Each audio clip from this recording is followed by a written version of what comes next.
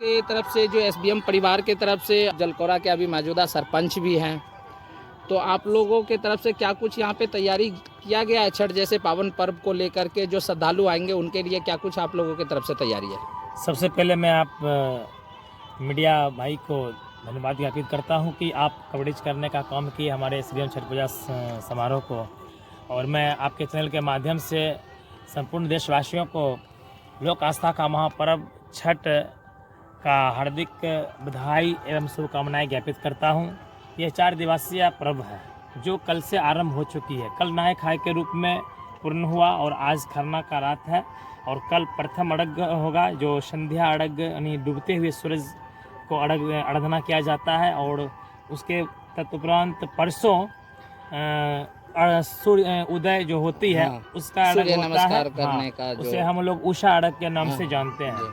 तो इस कार्यक्रम को जो है समाज विकास मंच के तत्वाधान में एसबीएम छठ पूजा समिति का गठन कर प्रत्येक वर्ष जलकौड़ा पंचायत में जो बूढ़ी गंडक है यहाँ पर आयोजित की जाती है।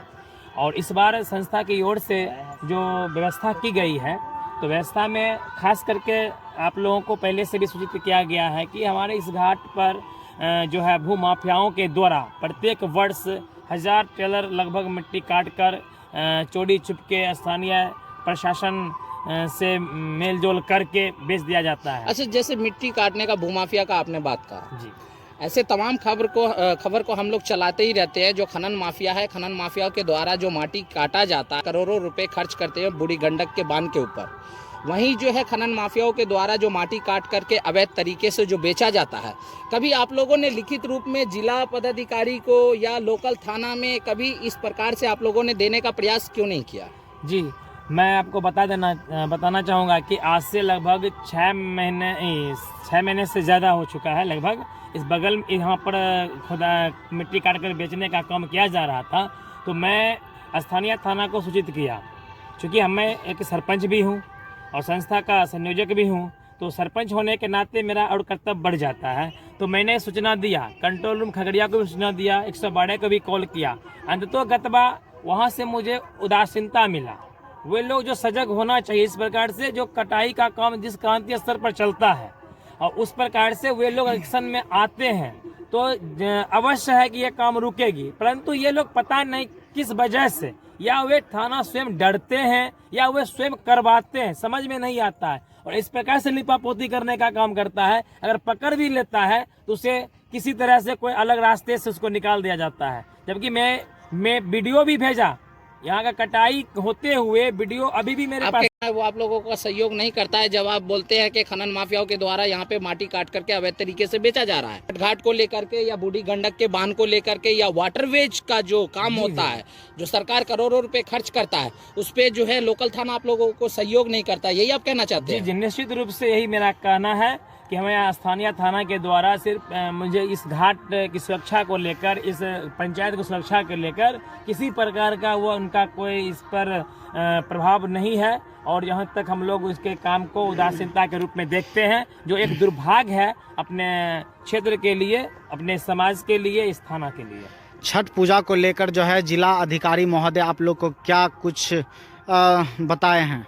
देखिए, जिलाधिकारी के द्वारा कहा जाए तो हम लोग प्रत्येक वर्ष घाट पर जो पूजा का आयोजन होता है, इनकी सूचना मैं लिखित रूप से स्थानीय थाना को देता हूँ।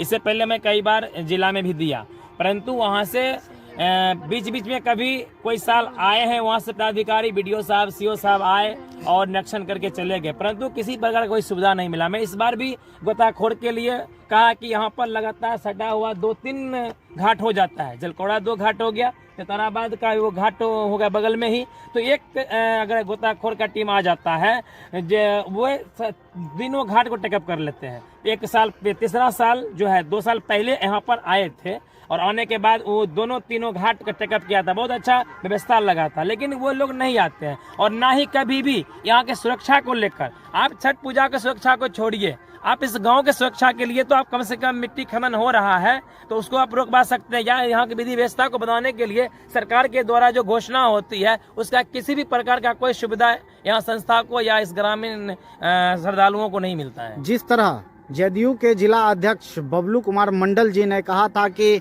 शहरी क्षेत्र में भी एनडीआरएफ का टीम रहेगा और ग्रामीण क्षेत्र में भी रहेगा। क्या आप लोग इस चीज़ को बेखूबी से बता सकते हैं? कुछ तो बता दीजिए। जी, मैंने एनडीआरएफ की टीम के लिए आवेदन किया, लेकिन वहाँ से मुझे किसी प्रकार का आश्वासन नहीं मिला। मैंने कहा 5 तारीख से लेकर 8 तारीख तक जलकौड़ा जो बाजार है, इस एरिया में 15-20 पंचायत में एक कहा जाए तो सभी का एक केंद्र बिंदु हो जाता है मार्केटिंग करने का, और इतना जमावड़ा होता है, बड़ी वाहन छोटी वाहन और उसके बाद लोगों भक्त श्रद्धालुओं खरीदारी का, और भीड़ लगने के वजह से घंटों घंटा जाम रहता है, आम पब्लिक को काफ़ी परेशानियाँ होती है। मैंने कहा कि आप 3-4 सिपाही को 5 तारीख से आप सड़क मार्ग में लगा दीजिए, मार्केट में लगा दीजिए, लेकिन जाकर देखिए कभी ना। अपना गाड़ी लेकर आएंगे, 2-4 डंडा दिया ठेला वाले को, रिक्शा वाले को, ऑटो वाले को, निकलते अपना गाड़ी निकाले चले गए। बस यही देखने को मिल रहा है। और कहीं क्या लग रहा है जलकौड़ा में अतिक्रमण होना जरूरी है? अतिक्रमण बाद चलाना तो बहुत जरूरी है, और जब तक वो नहीं होता है तब तक सड़क मार्ग और बाजार प्रभावित रहेगा। खासकर जब भी पर्व होता है, और महीना 1.5 महीना 2 महीना पर्व होता है, और पर्व के उपरांत भी यहाँ पर काफी भीड़ प्रत्येक दिन लगता है। 10,000 का भीड़ तो लगभग पर डे होता है, और बड़ी वाहन छोटी वाहन का आना जाना होता है, क्योंकि यह समस्तीपुर और बेगूसराय को जोड़ती है यह सड़क मार्ग। अच्छा, जिस तरीके से बिहार के अंदर जो है आप लोग बिहार जेल के चैनल को लाइक करें, सब्सक्राइब करें और कमेंट करें।